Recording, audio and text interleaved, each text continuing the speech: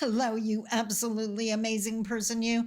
It's Sandi Boucher here once again. I'm recording this on July 1st, and Julia Gibson and I just finished our public Zoom event where we discussed our relationship and journey together. It was almost 5 years ago when Julia reached out to me about her book, Copper Magic. She had received some backlash from the Indigenous community. There were things in the book they considered problematic, and she wanted to work with me to see if we could save the book. This Zoom meeting that you're about to see, that's what I'm releasing today. The discussion is the most perfect example of humility, of reconciliation in so many different forums. And it's just a hint of the amazing journey Julia and I have gone on and the opportunity for the relationship that you could go on if you choose to take that journey. So let's talk about it.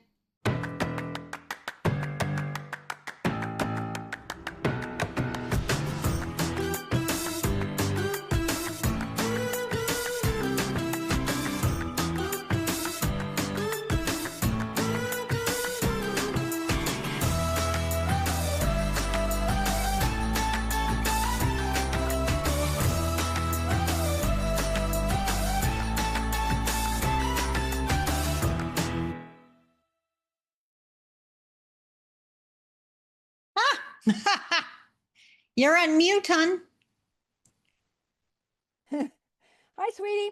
I just thought I'd try it to get in early and see. Oh my God, look at that space you're in. That is heaven. It's Blue Lake. I'm in Blue Lake land. It's like a cabin surrounded by books. You just described my heaven. There's so many books. Oh, hello. You look fantastic. Is everybody healthy? Is everyone back to normal health-wise? Good. Yeah. So just enjoying the summer now, the craziness of the birthdays behind us. So now, oh God, enjoyed the summer. So yeah. Yay. Small report. The physical book is still not ready. There's been like several technical lags, but the ebook is up. So I thought I could put the link in the chat. 100%. Okay, I'm going to do that right now. Okay, I wouldn't do it now. Oh, okay. Because the way Zoom works is they don't see anything until after they join. Oh, okay. Anything that's posted before they sign in, they literally don't see. So I have no idea how many people are joining us today. You have no whaties? I have no idea how many people are joining us. Oh, okay. I had about maybe 6-8 people email for the link. And then at 11 o'clock this morning, I just sent the link to my entire list and posted it on LinkedIn. So ooh la la, they can join, and I wouldn't know that they're going to. So hopefully we get, I know, well, Sue, I think, was in the YouTube, right? Sue Methuen? Yes, Sue. Okay. And you said you knew her sort of, or had. Yeah, and she messaged this morning, I need that link. So I would bet my last buck Sue is going to be here. She's a diehard supporter, so that's awesome. Oh, I love that. Yeah. So now I do believe, this is recording. I have to warn them of that. Well, they'll be notified of that when they come in, because I do want to release it as a YouTube video. So groovy. Cool. Indeed. I'll tell you one thing about up here. It's so humid. I'm not used to that. Yeah, we don't do humidity either. Even though we're sitting on the shore of Lake Superior, we really don't do humidity. But then when I go to Southern Ontario and you're surrounded by the lakes. Yeah, that's right. Because we're between two lakes. Yeah. That's just the thing. But the breeze comes through. I mean, it doesn't last because the breeze comes through, it's very breezy. Yeah. So that's nice. I turned on my air conditioning today. I was like, oh my God, July 1st, we're having like our first summer day. It's got to be like 28, 30. I looked, it's like 26, which is like 78, 76. So It's it's not so terrible. Could be Sandy. worse. Get a grip now. You're Indeed. northerner. Like, oh my God, that's really not that bad. Right? So yeah, it's like whatever. Exactly. Yeah. So unreal. Cool, cool, So what cool. else is going on? You're doing a million Um, things? Lots of things. So yeah, just a lot of things in the works. This year is the year of partnership for sure. So I'm actually going to be heading up an Indigenous women's entrepreneurship mastermind. Ooh. So my girlfriend owns like a women's mastermind network.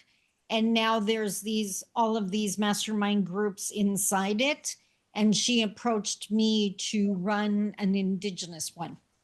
Oh Which my I God, thought that's so was cool. absolutely amazing. And actually, correction, I'm going to be running 2 masterminds because one will be for brand new entrepreneurs and the other one will be for established. Oh, here comes Jennifer. Jennifer is one of my, and Nellie signed in earlier, but she's back.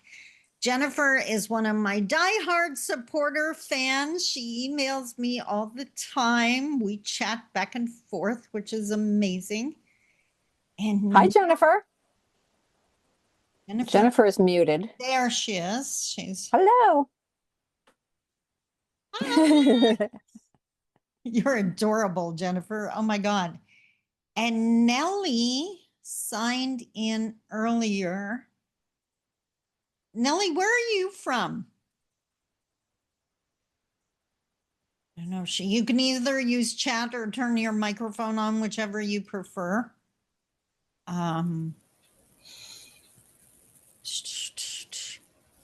The only reason I'm asking, I'm not sure it's Nellie. I got an email from someone last night. You're going to love this, Julia, in Russia. Oh, who my goodness. wanted the link and wanted to join us. And I was like, yes, amazing. So I wonder what time it is there. Oh, it's probably late afternoon or early evening or something. yes, Maybe? that was me. It is Nellie. Okay, I thought so. Oh my God, Nellie, what time is it for you? I think it's like 6 hours difference. So it might be like 7 p.m. Okay. Amazing. Welcome. Jennifer, how are you doing? Me, I'm doing okay. Awesome. You look amazing. I finally Thank get you. to see your face. Got my suspenders on. Yeah, I love your suspenders. Yeah. Jennifer and I talk almost daily via Yes. email, so it's And amazing and awesome. I drew Sandi and her tattoo. Yes, she drew me a Ooh. picture. I have it framed here somewhere. I can't remember. Oh where. my goodness. Yeah. It I was love art. Yeah. yeah. It's one of my Jennifer, outlets. do you always wear suspenders or is there a special reason? No, I'm only wearing them because the pants I'm wearing are too big. I have suspenders for the exact same Love it. reason. Yes. Yeah. Many Yeah. of my pants fit me, but some of them I've lost a little weight, so I've got Yeah. to wear the suspenders. Yeah. Otherwise, Yep. That can be bad. Yeah. Yep. Yeah. I have a pair of pants I absolutely love, but Yeah. I don't find it particularly attractive when you're out running around that you're constantly hiking up your pants. True So enough. I got the suspenders for that reason. I wear it, they're under like my vest, so you would never know, but yeah. The fight is real. 7 Oh, p.m., it is. Nellie says. It is. Yes. Yes. We were close. Yeah. Awesome. Welcome, Nellie. You're welcome. Awesome. So we're still early. We still got a couple more minutes. Oh, Nellie, you are a sweetheart. Nellie, can I ask how you found out about this Zoom? Like, do you follow my YouTube channel, my Facebook page? Are you one of Julia's biggest fans? Like, how did you find out about us in this chat? She's thinking. Yeah. I watched your channel. Thank you. Oh, excellent. Yeah, that is so awesome. I love it. Well, this is working way better than that YouTube live attempt. That was so You know, good. you have to experiment with technology. You never know what it Mhm. can offer or what its limitations are till you try. Yes, Julia, I realize you are on vacay now, but Well, semi, yes. semi. How busy are you right after this event? Not.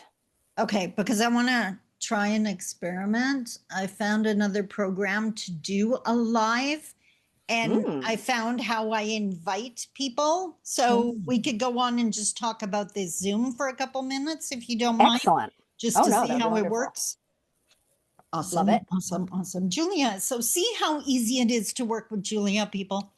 This is why we were able to work together for so long. She just goes along with my crazy ideas. That's awesome. Well, I would say Sandi has not crazy ideas, but sometimes bold.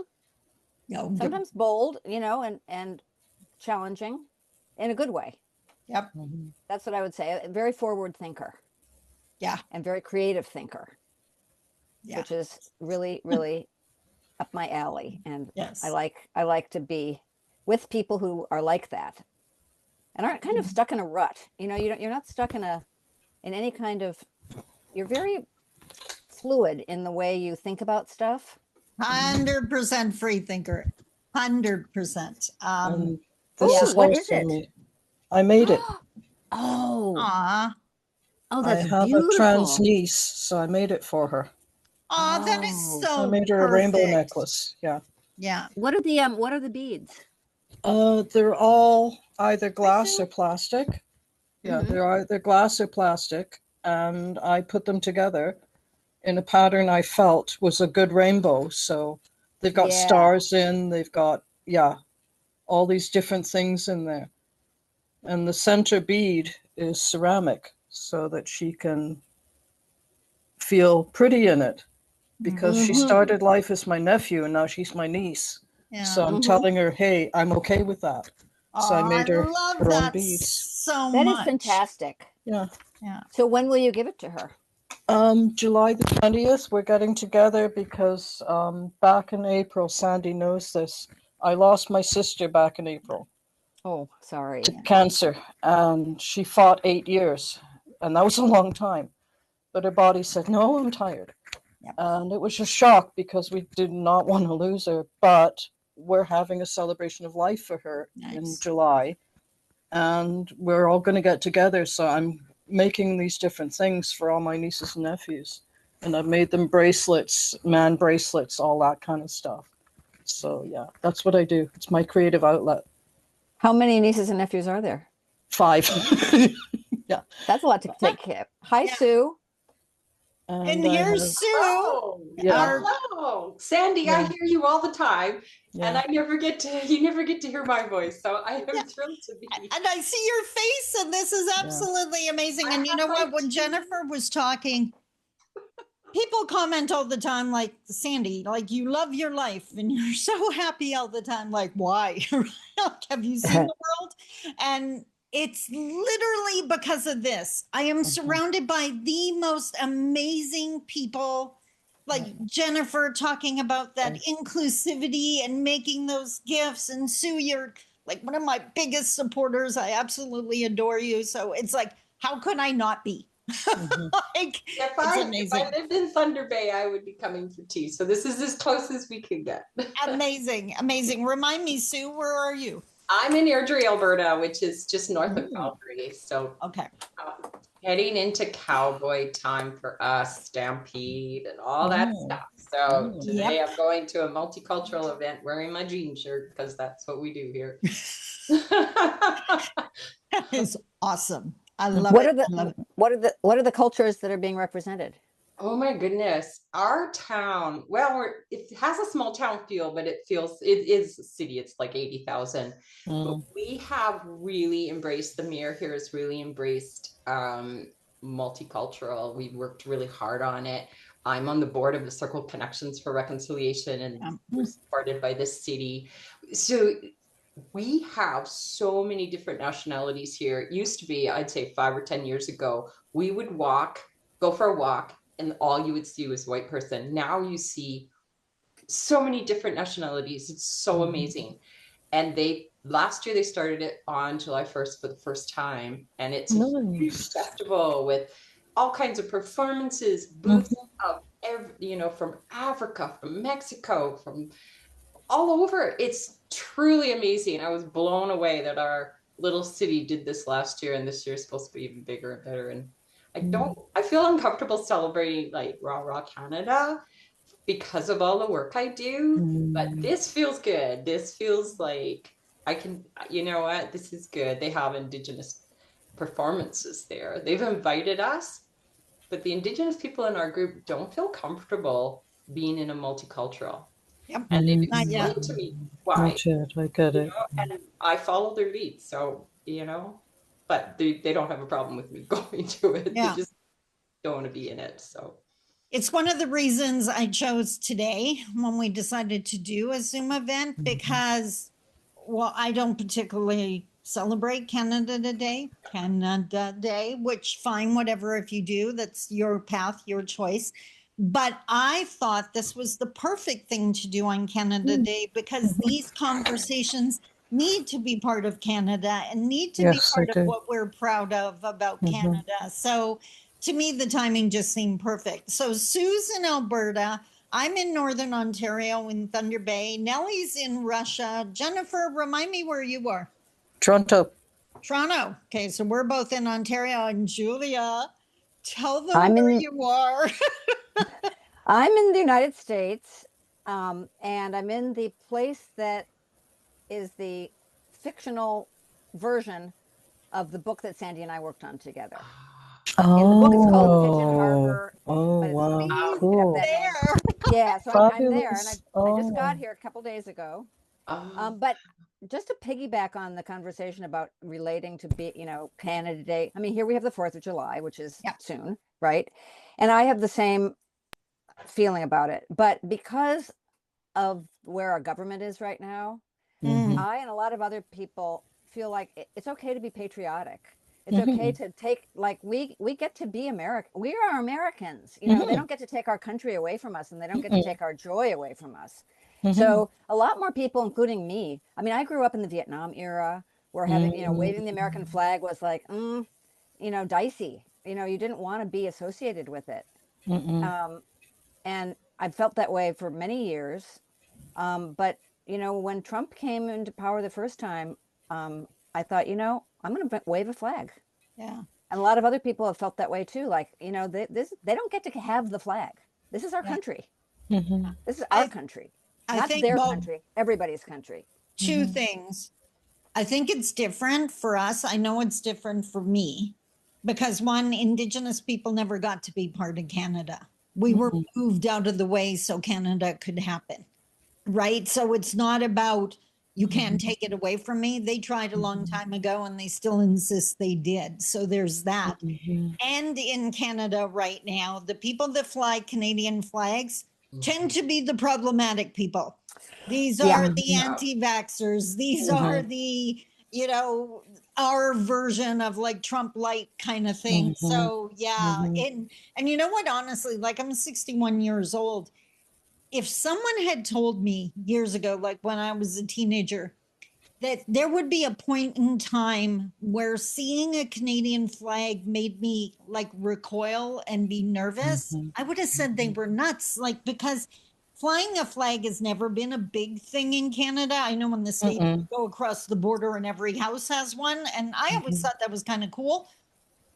But now to see them, like, they're on the back of pickup trucks, right? And like, I know. People wear them in T-shirts. Right? I know. It's a funny thing.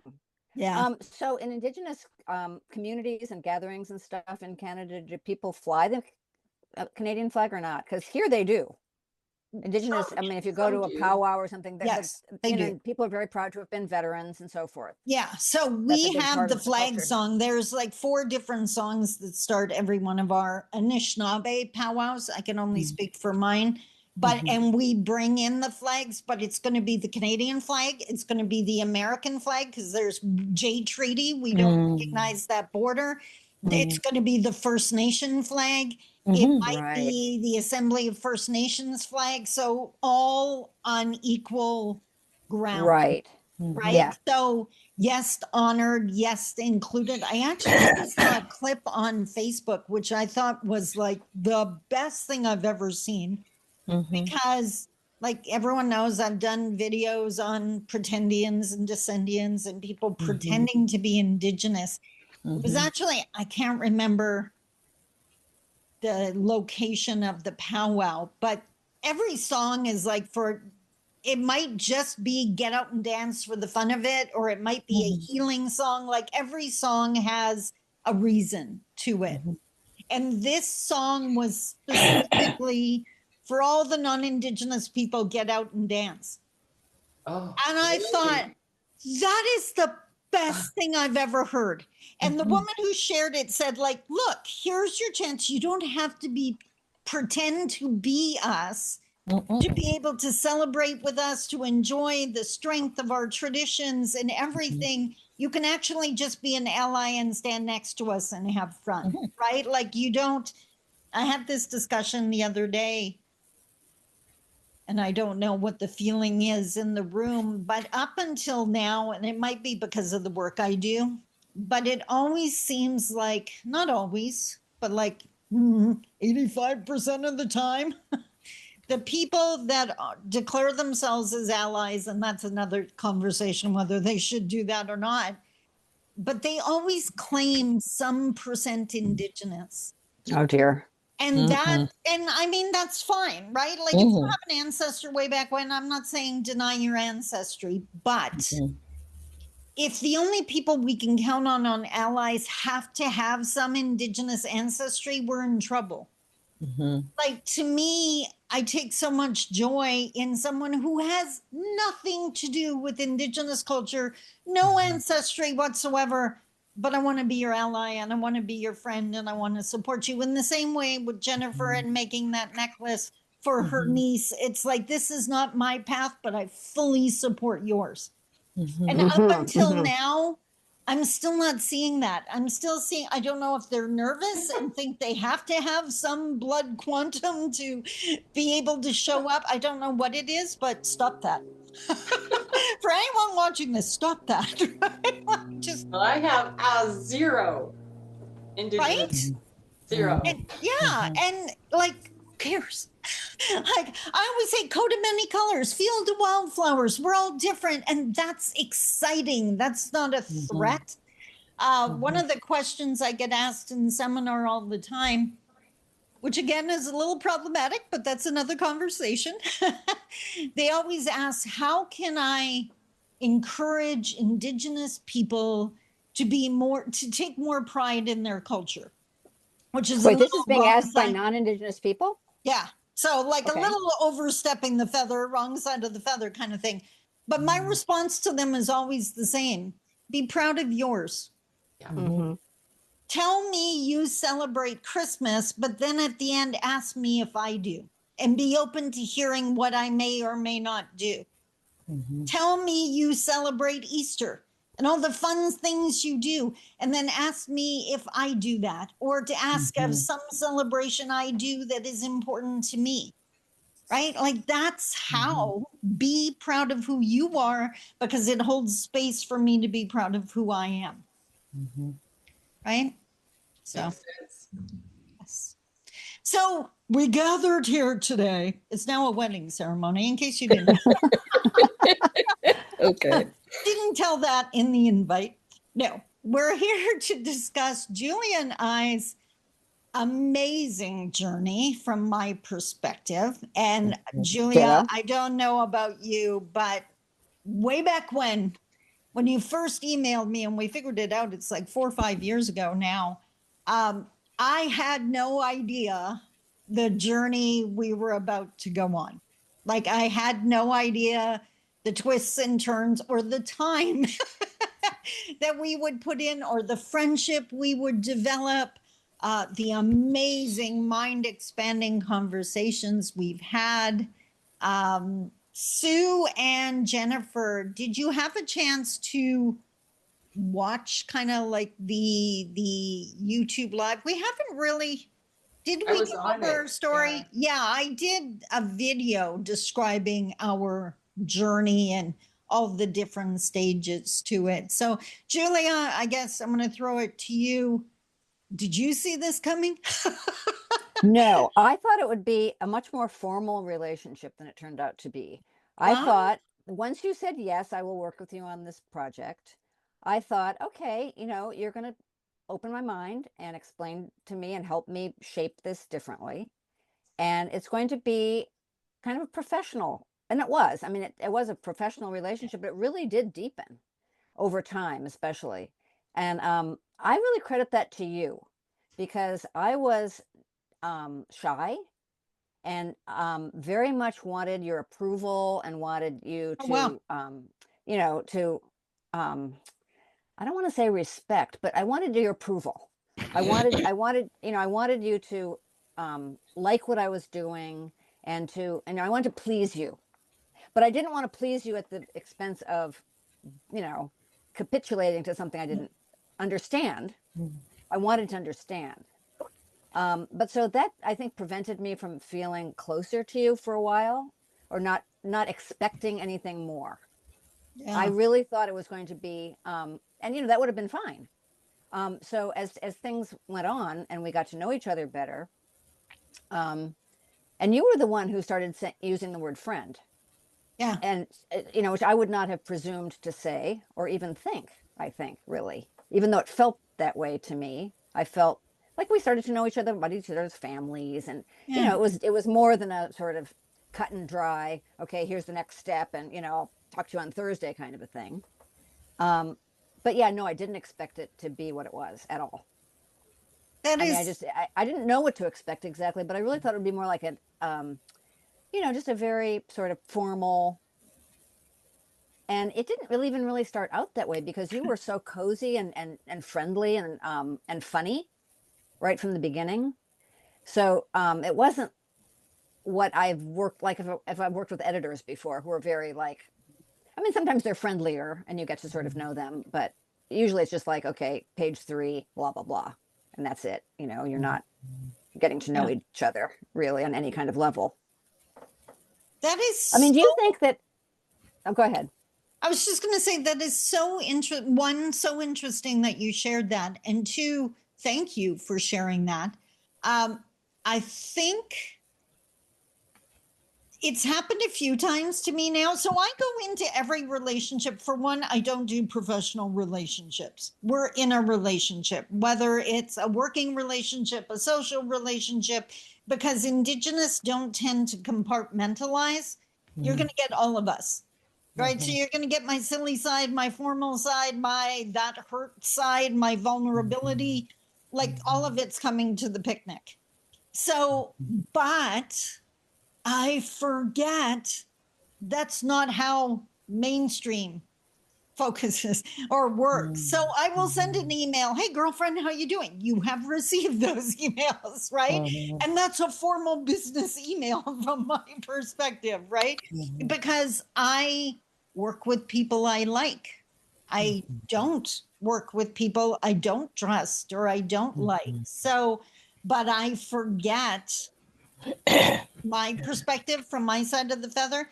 I also know from experience that it catches many non-Indigenous people off guard because we will share our trauma. We will share our joy. We're going to talk about our kids, and they're thinking we're off track from the meeting and we might get called out for that. But actually, we're building relationships. Like it's not about a meeting, it's about a relationship, right? So interesting. The other thing, I've heard it from a few people now. It's still not comfy for me. So that's something I'm going to have to sit with for a while. But running into people who want my approval or my for me to say it's okay. And my mind instantly goes to, why would you care? Like, I'm just Joe Blow over there on the street, whatever. And never realizing I'm just not seen that way anymore after all these years of doing this work. And I have to do my part to bring that wall down, right? Like you don't need my approval. You need your, and I love that you were confident enough and strong enough to stay true to your book and not just, I'm going to rewrite every word. Because we know if someone Right. was less confident or less secure, they would just do that. And I did that for years. Like that's part of being abused, and that low self-confidence. You become who someone else wants you to be. So I'm so glad you didn't do that, because, and I do have the original book that she sent me. I don't have the new one yet, and we'll talk. Well, let me put on the chat the link yes. to the ebook is up on Amazon now. Yes. So the print copy isn't available yet, but the e-version is. And if you click on this, I think you'll see the new cover. Oh, you know, I have to click on that. I'm clicking on it now and say, yeah, okay. So you'll see the new cover. It is. Oh my God, I love and the new title and everything. Oh, I love it. I love it. But let me footnote that approval thing, because for me, with you, it was very much about you being Indigenous. So I didn't, it kind of goes hand in hand with not wanting to overstep, or sort of knowing my place. I don't know a better way to say that, but I didn't. So I knew I had already messed up by writing the book, or in the things I had done in the book, I already knew were mistakes. And I wanted to not do that with you. I wanted to not keep, I wanted to open myself up so that I would be not making those same mistakes, or understanding what those mistakes were so that I could not be doing them. Yeah. So that's what I mean by approval. Yeah.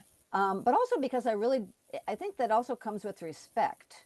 Yeah. So I had a lot of respect for you, both because of the work that I knew you had done before I even started working with you, but also as we went along, the way you worked, I really respected. So on that level, I wanted, I just didn't want to make you mad at me, or make you, disappointed in me or whatever.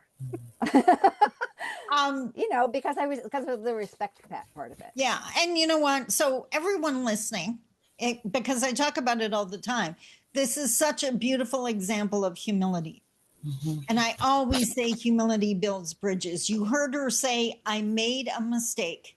I didn't want to do that again. Totally no denying, no defensiveness, just owning and wanting to move forward. And if she hadn't been willing to do that, or she defended every single thing that I said was an issue, we would have had a battle on our hands, right? And I don't it's a rule of mine that I don't talk to the wall on a regular basis. So if someone wants me to work with them, but they can't hear me, I'm not going to invest my time. So Julia may not have understood, like she definitely did not make mistakes with intent. And that's why I wanted to work with her, because and people think you need intent to harm people. Well, actually, no, you don't. You can definitely hurt people without ever meaning to. And so I knew there was no ill intent. But when I pointed things out, I also knew it's back-to-back teaching, right? She can't see this. So I have to draw the picture for her of what it looks like from our side of the river, the feather, the coin, whichever metaphor you want to use. And often she was like, whoa, that's not what I meant. Or, whoa, I totally get that now. Like, let's work out a way to stay true to the story, but stay clear of that pitfall. So, yeah. So what would you have done if I had pushed back and said, like, oh, well, I don't really, I want to keep it that way, or just what would you have done if the defensiveness? Yeah.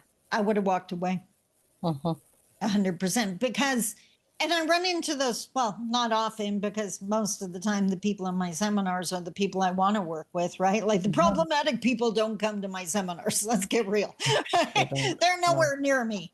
But every now and then I do get someone who reaches out directly, like you did, wants to work one-on-one on something, and it's all ego. right? That defensiveness is, I want to be right. And they're not ready or okay with being wrong. Like, I make mistakes every flipping day. It makes me hilarious, right? Like, I'm so totally cool with that.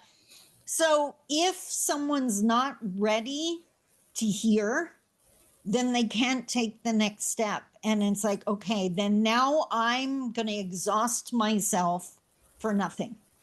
And I always say I have all the time and patience in the world for someone who is willing to learn, to walk the path, to grow.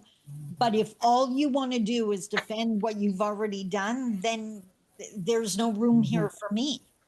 So, Canada, are you listening? Just Totally.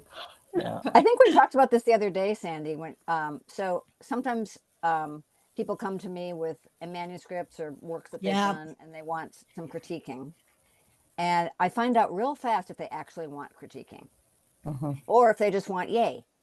You know, you did this. This is a great achievement. You wrote a novel. Great, good for you. Yeah. If that's what they want, there's no room for me. Yeah, you know, I mean, you're supposedly asking for my professional advice. And if you don't want that, then that's cool. But I'm not going to waste my time trying to give it to you and hearing you say, oh, no, forget it. I don't want to do that. I mean, not that you have to do everything I say, or not that you have to agree with me every minute. Yeah, but still, you asked my opinion. I know what you're saying. Why am I going to read your whole book if you really don't want any actual feedback? So you actually saved me on that. And I think that's another valuable lesson for everyone. I think for the foreseeable future, if not forever, Indigenous, non-Indigenous relationships are going to be nuanced and have to be open communication every step of the way. Like, you never get to the point where it's just going to all be automatic. I think there's some things that will become that way. But we were having this discussion because I actually have 2 manuscripts on my desk right now. And when you shared that, Julie, I was like, oh, crap. I never asked them why they wanted me to look at this. I assumed they wanted my opinion. I can tell you right now, one absolutely does not. It is, and this, I don't want to go off on a tangent, but it's become kind of obvious that what this person wants is exposure. Right. They want you to turn them on to somebody that can publish their book or something. Oh, no, the book is published in this case. What they want me to do is tell my following about it. They want the book review.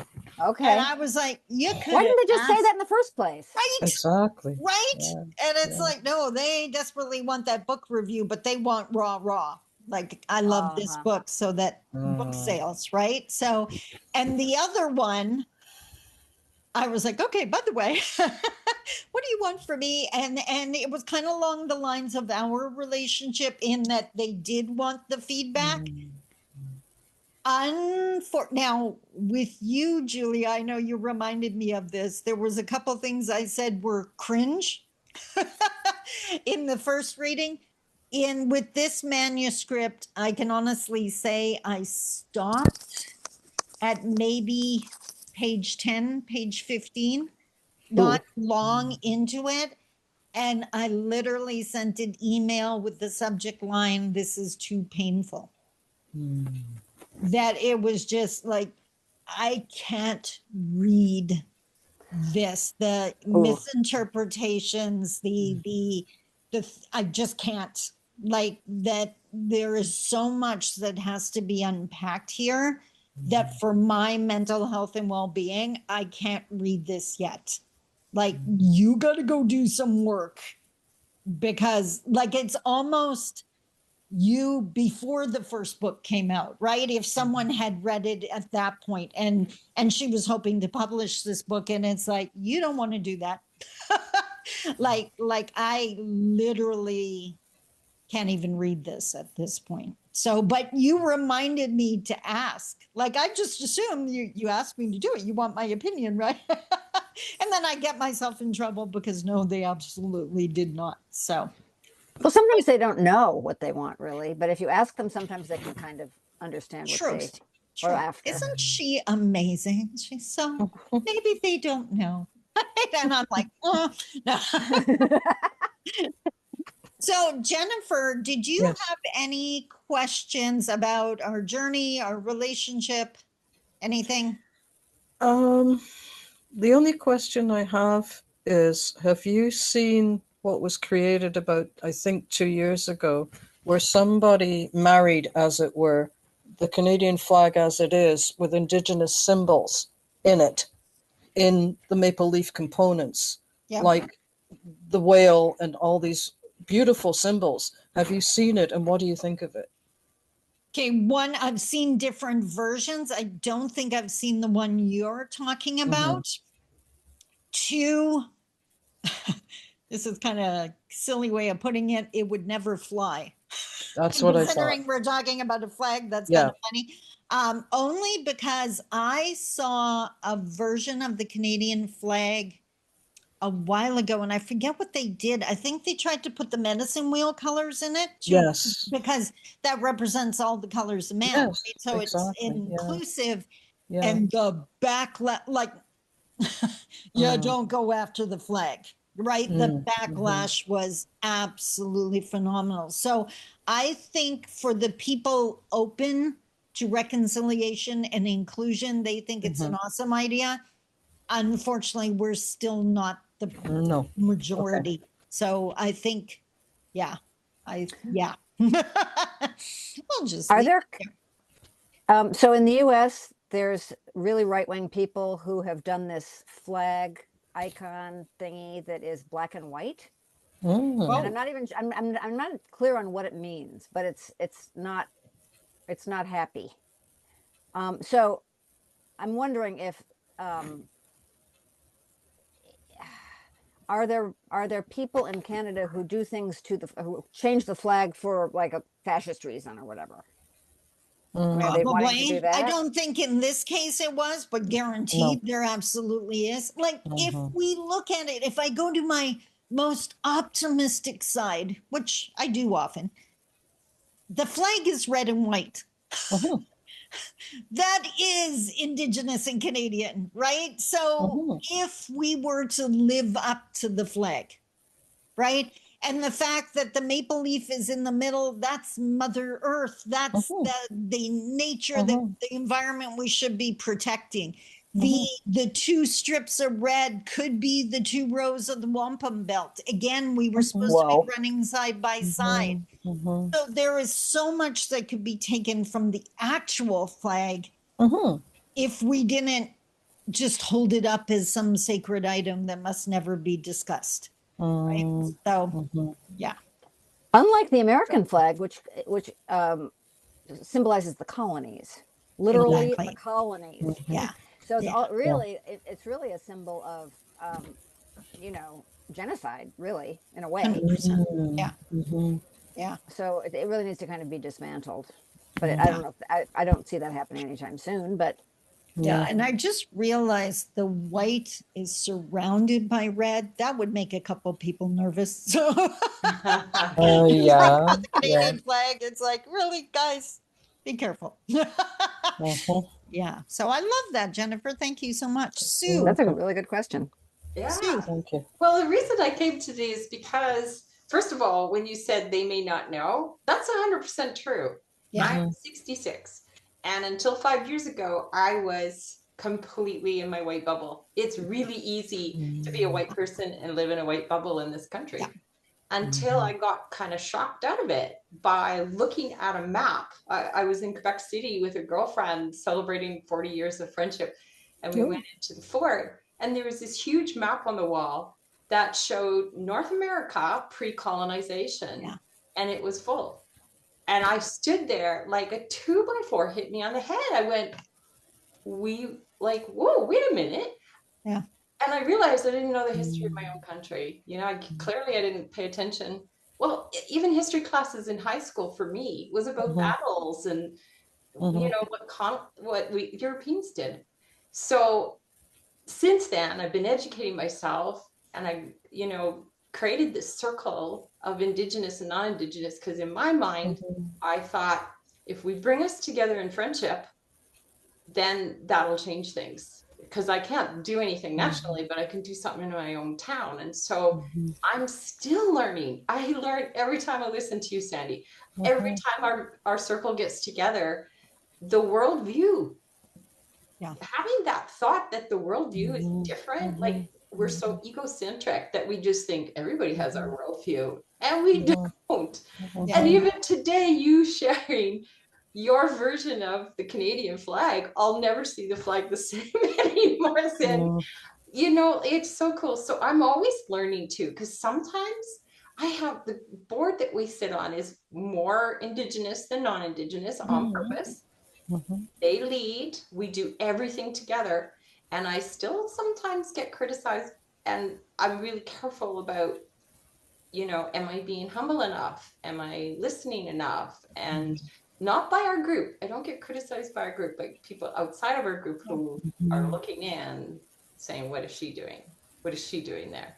So anytime I get the chance to listen to an Indigenous and non-Indigenous working together, I take it, because, you know, I want to continue this work. It's really important to me. And I've learned so many wonderful things about celebrating and feeling grateful about the earth that I never, like I just took the earth for granted, and I don't anymore. Like I go out and listen to the trees. First time I heard that, I was like, what? So, you know, but it'll be a lifelong journey to understand and to get, like 60 years of being in a white bubble, 6 years of trying to burst it and look on the other side. I still have work to do. And I know that I make mistakes. So that's why I'm here, and it's just fantastic. But I do have one question. So we have a general email. It's on our website. And sometimes we get requests. There's 3 different requests we get. One is, we need a land acknowledgement. Can you give me one? So we talk about, well, that's a journey that you have to go on your own. Another one is, we need an elder. And it's like, rent an elder? God. Like, oh my God. It's called rent a feather too. Yeah. So we explained it's about building relationships, and, you know, and then the odd time we get someone who says, I've written a book about an Indigenous person and I need an Indigenous person. I didn't know anybody before. So now I at least, like, now I know who to call. But we do sometimes, and we have a Facebook group, and we have our Facebook page, and we have a group within it called Circle Conversations that anybody can post in. So I often say, post in there and see if anybody responds, you know, like it's a conversation from all of us. So all those tricky things to handle, all those. Yeah. And yeah. Okay. So I want to go through your questions one by one. So we need a land acknowledgement. Like my response is always why. Yeah. Right. And if they come back with, well, it's part of our Indigenous engagement program and we're doing a bunch of little things and blah, blah, blah, then all the power to you. I will fully support you. If they come back with, well, everyone seems to be doing one and we think we should, that's performative. And it's like, you got to go find some stuff first. What I would suggest, and you can ask your group if they want to, my set of the 3 videos on what to do and not do in a land acknowledgement, just send them those. Like, here's 3 links, watch these. You're going to learn a ton, right? It's on your YouTube page? Yeah, I'll actually, if you email me, I'll send you video 1, 2, 3. I do that for a lot of people. So that's the first one. The second one was, we need an elder, I think was the second one. Yeah. Yeah. So again, my response is why? Because Julia taught me not to make assumptions. So why? Because again, what I'm trying to figure out, is it performative? Do they need an elder because they want to offer support and guidance and a healing opportunity for people they're working with? Okay, that is someone that probably could use an elder. If you just want the traditional open and close and be able to say to people you had an elder there, then our elders are tired.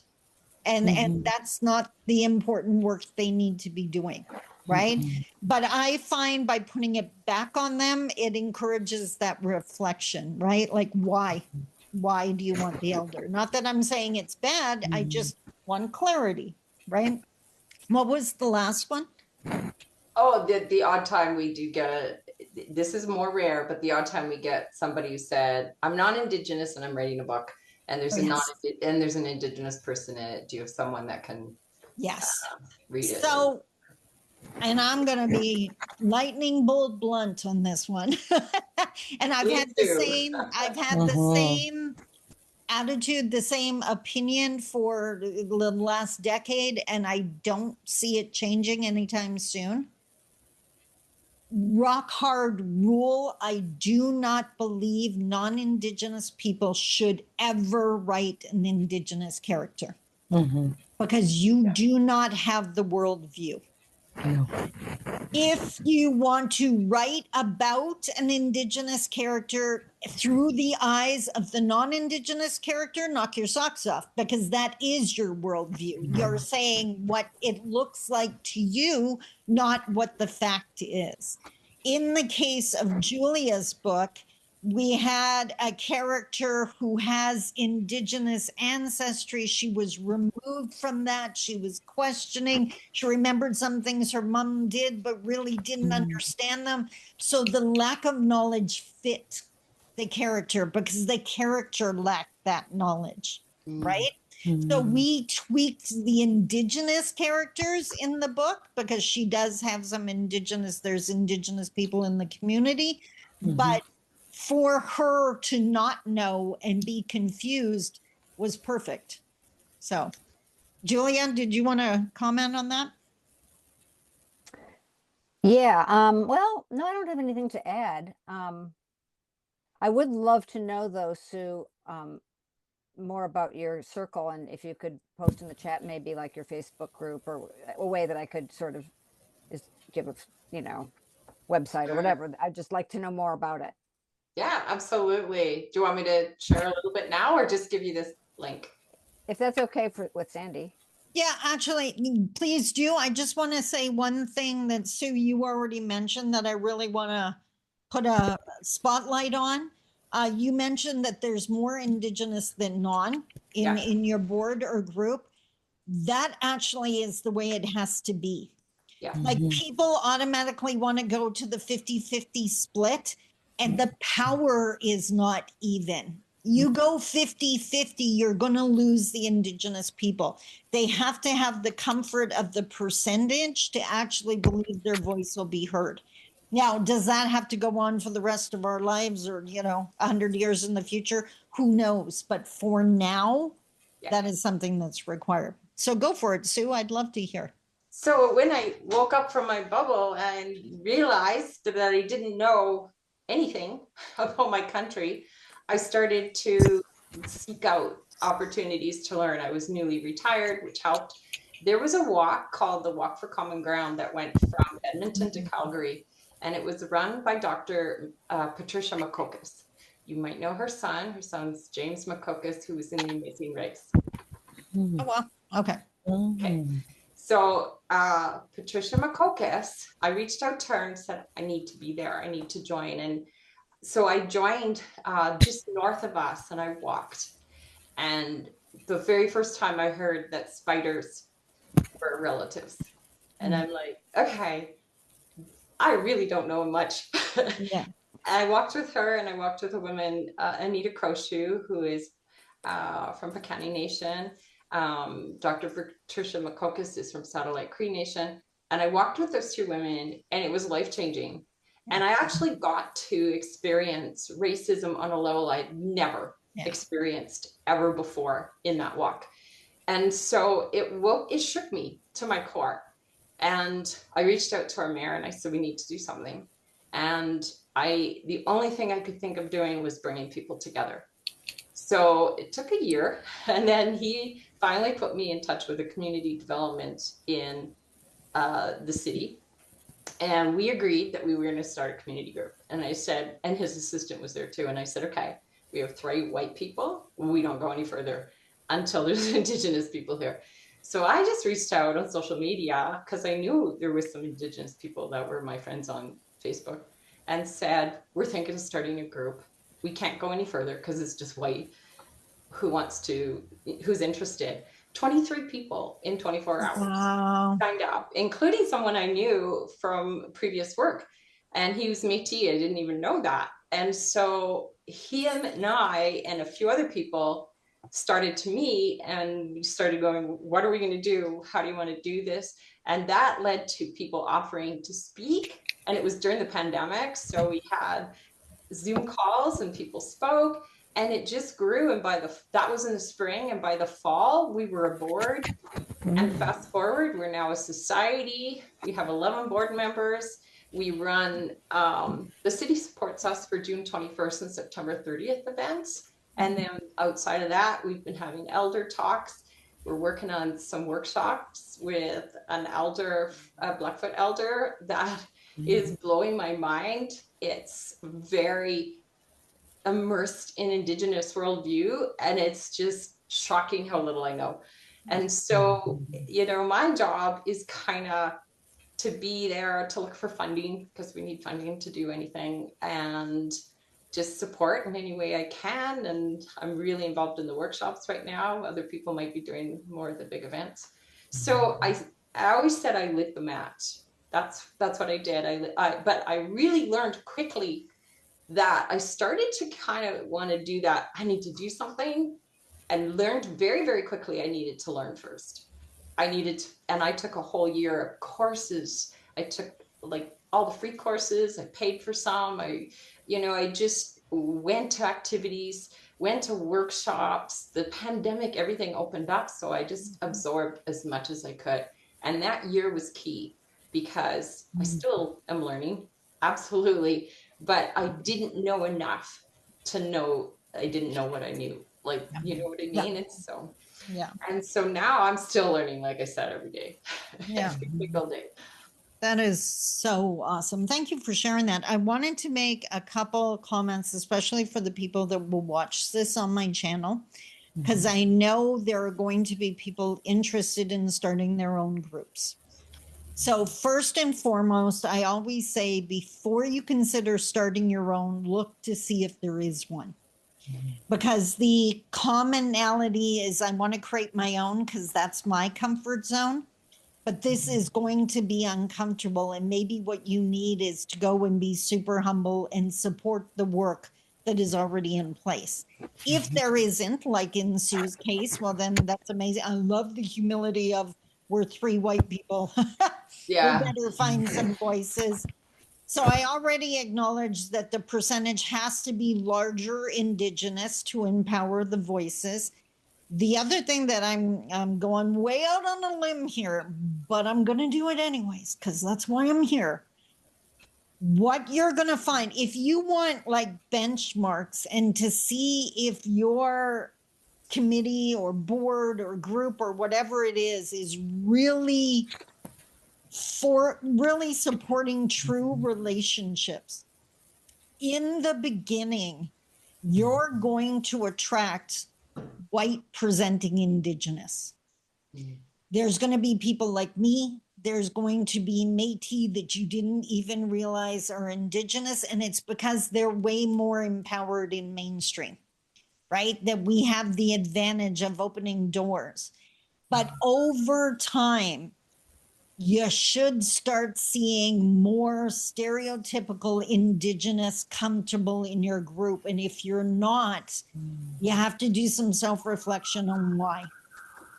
Because there are, I've done videos on Métis groups and the membership, and there's a lot of people claiming to be Métis that really do not have the teachings, right? And part of the reconciliation, the main focus of reconciliation was not to work with people like me. It was to work with the Indigenous that are obviously Indigenous that get followed around stores, that the cab drivers don't pick up, right? That are so used to the shame that they wouldn't even think to speak out against it, right? So that is the eventual goal, that we have to be supporting and reaching the people that are so marginalized they're not even on the page, right? Like and I'm not judging or condemning those first steps, because you got to start with someone, and that's where you gain your legs and gain your information, so that you're not, because those people could be way more uncomfortable and way more leery of joining. So you need that growth and that education before you can invite them in. But watch. Now, I'm going to lean on my teachings for a second. In Anishinaabe culture, people ask me all the time, well, how do you become an elder, or what makes you an elder, right? Be very leery of the people that refer to themselves as an elder unless the community's been calling them that for 20 years. I mean, don't worry about it. But in our teachings, a person becomes an elder not at a specific age, but when the community starts naturally going to them for guidance. They are naturally recognized in the community as a knowledge keeper. That's what makes them an elder. So if you have your board in your group and everything's going on, and naturally people start reaching out and going, what you doing? That looks interesting. That is the community. And I'm talking about Indigenous people reaching out. That is the community saying, looks like good work, right? We now want to join. And that's the pat on the back you're looking to get to, right? So you just quietly, humbly keep doing your work, keep learning, keep growing. But when that happens, then you can smile and know, yeah, we're doing good work here. So that is, and it's not the hard invite. It's not the send the invitation to the First Nations. We want dark people here, right? It's like, no, create the safe space and let them come, right? So, yeah. And that did happen with us. And I remember when we first kind of went live, saying, you know, when we got a website and you know, when we went out there, people said, well, what elder you working with? And we didn't have an elder working with us at that time. We were only like 6 or 8 months. And I thought, I wonder how that happens. But I trusted the process. And it was through connections that it happened. And when the Stoney Nation started working with us and elders, it was like, oh my God. And when they came to raise teepees at our event and to be part of our event, they were the kids were sure. It was so amazing. And I remember at one point, I was sitting beside this young woman from Stoney Nation, and she was explaining, because they stood up during the drumming and they had their hands like this and they were jiggling. And I said to her afterwards, can you share that, what you were doing? And she said, it's part of our dance when the drums come on and it's giving gratitude. And I gave her tobacco for that, because I learned to have tobacco in my pocket at any event. Her reaction has stuck with me. She was so grateful. She started to tear up. And I just thought, something that I'm like, you know, I have tobacco and I'm kind of learning how to gift it. And that was so huge for me to make that connection. Thank you for acknowledging that. I got to give you a warning in a second, but I tell people, like, you will be amazed if you see like a mom, obviously Indigenous, and their little munchkin, their baby with them, and you comment as a white person, you comment on how beautiful the baby is. Don't be surprised if they don't say thank you, because they're in total shock. Because mainstream has never looked at their children as beautiful. But you just changed her life, because she's going to go home and say, there's some lady out there that thinks you're beautiful. This is awesome, right? So it starts to take the cat image away, that not everyone's a threat. The warning I wanted to give you is not all nations use tobacco. That's true. Right. So I know a friend of mine, a colleague who was actually out in BC, and, you know, an elder started sharing something absolutely amazing, and he wanted to be respectful and like honor this gift that was just given to him, the knowledge. And he went to pass him tobacco, and the elder was like, what are you doing? We don't do that, right? And of course, luckily he was humble enough and confident, never mind. Well, we have one elder that says, don't give me tobacco, I want sweetgrass. And we're like, okay, we'll do that. The other thing, and I will never forget this, and that's what it is, a whole bunch of moments in time you'll never forget. one of those, like the fish doesn't see the water they swim in. That's why white people don't see their privilege, right? Because they've always had it. It's when you don't have it that you notice it, right? When it's missing from your world. And what was the point I was going to make? My brain just went la, la, la, la. We were talking about tobacco ties. I have no idea. Oh, I know what it was. So we were at an event, and like, there's not, how to put this and not sound horrible, we don't have a lot of elders. Every year we lose more of them, the nature of being an elder.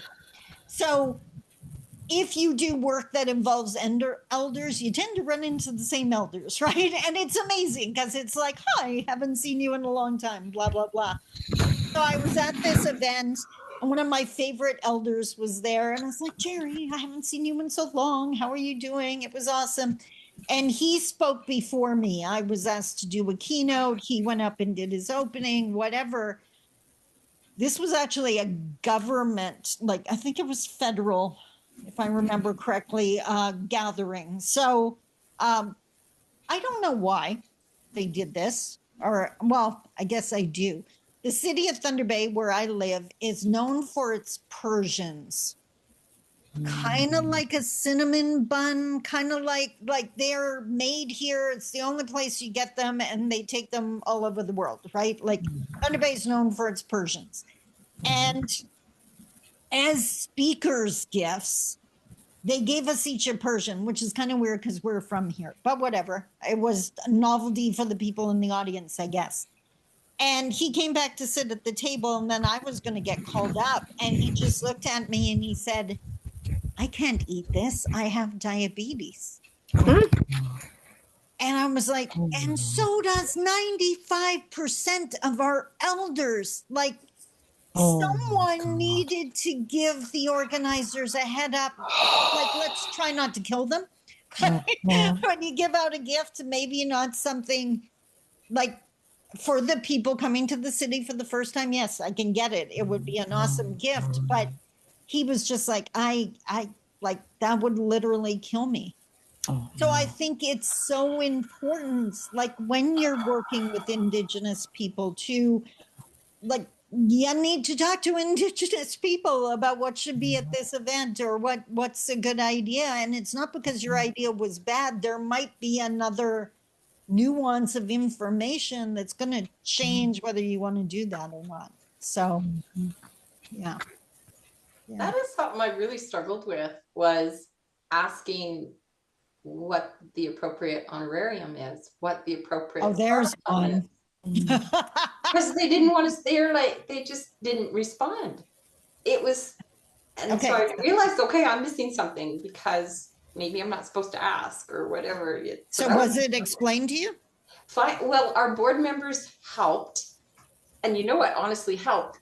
So I realized asking an elder how much honorarium he wants, he's too humble.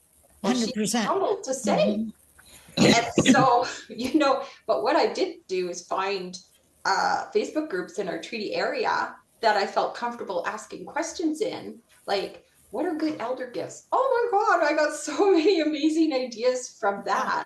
Or what is an appropriate honorarium? And they some links to the universities that said $250 for half day, $500 for a full day. And I'm like, okay, that gives me a baseline. Because I didn't know if it's at $20 or is it 200 or is it 2,000? I didn't know. So that's a minefield. So I'm not surprised you didn't get an answer. So the elder can't tell you because it's a gift. So that's like asking, what do you want for Christmas? Right? Like, no. The other thing, which is even more important, is the honoraria is you telling them how much you value their teachings. And that's where it becomes a minefield. So you have to be really careful who you ask, because there's a whole bunch of entities out there that downplay the value of Indigenous teachings and will give the $50, right? So I always say, so the idea is that like often honoraria used to be towels, sugar, flour, coffee, helping the elder to exist, the things they need to sustain themselves. And then over time, that just became money so they could buy what they want, right? Yeah, be really careful because that is the reputation of your group is going to be tied in that. And you would rather have the reputation of someone that truly respects Indigenous teachings and shows that in the way mainstream definitely doesn't with the dollars, as opposed to underpaying, because that will destroy all of your good work. So yeah, that's a minefield. That's an absolute minefield. So yeah. But we have actually done the whole hour. Nellie, I know you're sitting there and listening, and you've been amazing. Did you have any questions about Julia and I's work together? I'm not sure if you can turn your mic on, or is Nellie gone now? Nellie is gone now. Oh, she's gone instead. Pardon? I was she curious about left. Nellie too. She left. Yeah, she left. So it's 8 o'clock in Russia. So yeah, but I'm so glad that she stuck around. But, so bottom line, I mean, what did we learn? I'm going to throw it to you. I'm going to put you on the spot, Julia. No, like I've ever done that before. If you had to sum up, like top 1, 2, 3 things or whatever that you learned from our working relationship, working together over the years, what would you say? What would come to mind? Whoa, how to put this into words? Well, I think the biggest thing was about books aren't enough. So I read, when I was researching the book and stuff, I read. I read Indigenous authors. I read histories. I read, I went to Indigenous sites. I did, I tried to learn what I could, but it was a lot from reading. Yeah. And that didn't cut it. Even reading Indigenous authors didn't give me enough understanding. Didn't give me, it needed to be a conversation. Yeah. It really did. And I was and as you know, Sandi, I had been seeking that while I was in the process of writing the book, because I was very leery about what I was doing. Yeah. And I knew it was questionable. And I just couldn't find the person because I didn't have the relationships. So I went forward, which, I won't say I now regret that because it brought me here, it brought me to this place today with all of you amazing people. I mean, so books isn't, that kind of research didn't give me the nuance of understanding of what I didn't know. I could gather more information from reading, but I couldn't understand what I didn't know and what my white bubble or my white mindset was, how much it was clouding my understanding. Yeah. And I think for me, you were just such an incredible breath of fresh air. And I needed that because even though I have unpacked a lot and have learned that non-Indigenous white people need safe spaces as much as we do, and that they're as confusing as we are, right?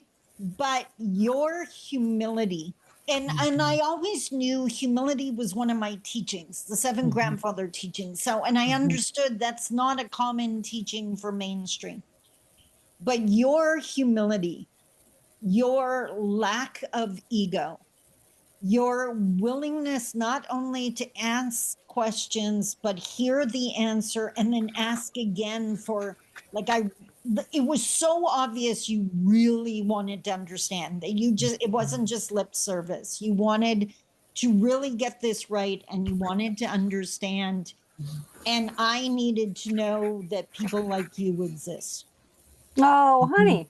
because that reinforced my belief that you did. Like, because I believed in people like you even before I met you.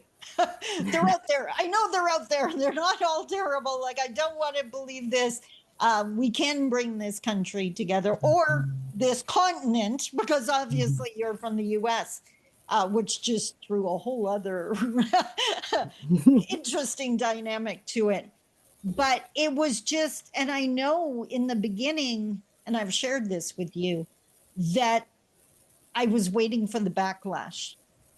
I was like, okay, I have to be honest, because honesty is kind, and she asked for my opinion, and I'm not going to attack, but I have to be honest. This is problematic. This hurts me to read this, and or cringe, like I said. And No, there you was said a no couple of times backlash. that it was painful. Yeah, There and there were a was couple no, of places where you said this is painful to read. yeah, And that hurt me too, of course. I mean, not yeah. that wasn't that you didn't hurt me, but it was hurtful for me to know that I had done that. Yeah. And I think that's the not knowing, right? That Right. we have to be humble enough to realize that in our not knowing, we can hurt people. That is a little bit of knowledge. That is literally that saying, right? A little bit of knowledge is dangerous. And I think that's why I advised against more white presenting Indigenous, because there's a lot of people out there with a little bit of knowledge. And I think too, and again, it's my worldview, so it's easy for me to say this, that we learn things when we're meant to. And I think, like, when you did all the research and you did all the books and you were searching for the knowledge, you weren't ready to receive it yet. Like, there's part of me that believes you had to write the first book and you had to hear the backlash. It was kind of like seeing the map for Sue. That was that lightning bolt moment, like, whoa, I'm missing something. Right. And I love that whether you recognized it or not, in that moment, you didn't look to books and you didn't look online. You looked like, I need to work with someone. So in that moment, you knew it had to be a relationship. You knew it had to be a conversation, that whether you planned it or not, you weren't repeating the mistake. You realized, I have to do something different this time. And I think that is where I put all my energy every day, just trying to get Canadians to hear, I'm not saying you're a horrible person, and I'm not saying throw the baby out with the bathwater, but you gotta be willing to do things differently, because what you're doing hurts us. Right? And I'm not like trying to control you or telling you you're a bad person. I'm just saying, please stop hurting us. Right? Canada, are you listening?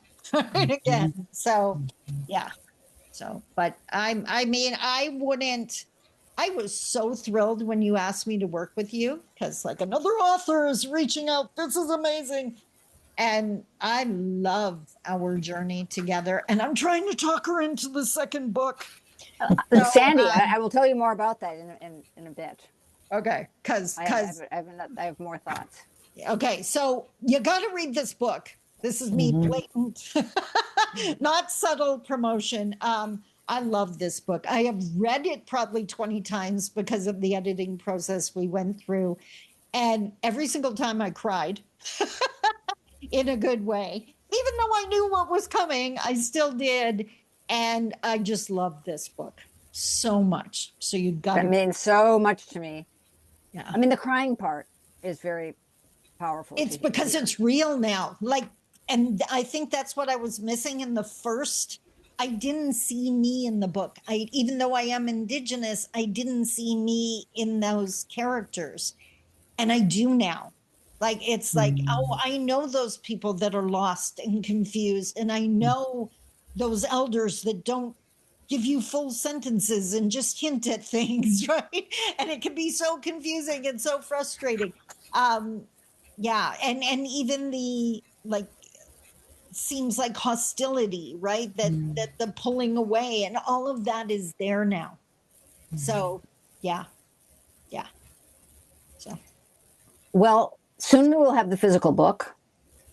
And Sandi, I look forward to, Sandi and I are going to be doing some events together or virtually together here in Michigan, USA, where I am, where people have read the first book. So I'm hoping that people who have read the first book will be interested in the changes that were made and why and stuff like that. I think they will be. I know they will be because they've already agreed to have us come to their places, like the local library here. Yeah. You know, they understand that this will be an interesting discussion. Awesome. So I'm looking forward to that and seeing how people respond. I know it's going to be interesting. Now talk. What about the second book? What?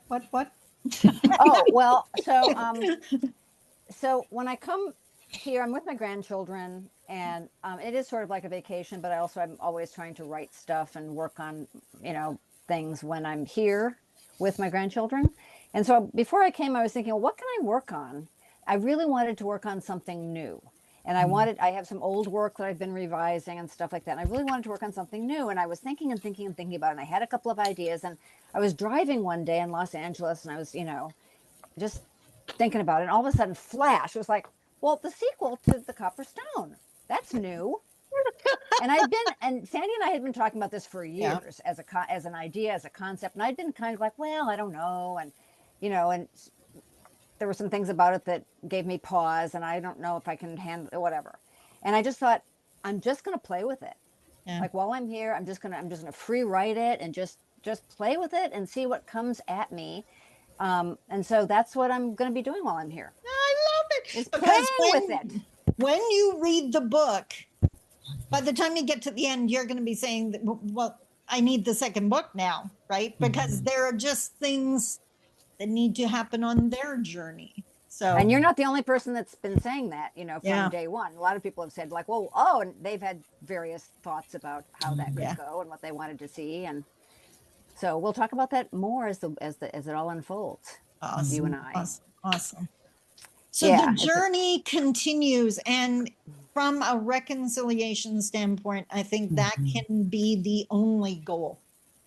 That it's not, I want to have a solid relationship with you by December 31st, 2025. That's not how it works. We are going to do this one step at a time, one day at a time, one conversation at a time. We're going to be open and honest and respectful and transparent. And we acknowledge there's going to be points where you didn't understand what I said. And I'm going to be challenged to find a different way to say it, and vice versa. And that's a relationship, and that's just growing together. And that's what makes it awesome. So it's the path. It's patience, awareness, tenacity, and humility, right? And that's how you end up with amazing friends like Julia. And yes, and an amazing book like Copperstone. I can't wait. And Jennifer, I would be so interested to know how your niece responds to the necklace. I would be interested too. I think that's a beautiful gift, and you put so much heart into it. Thank you. And thought.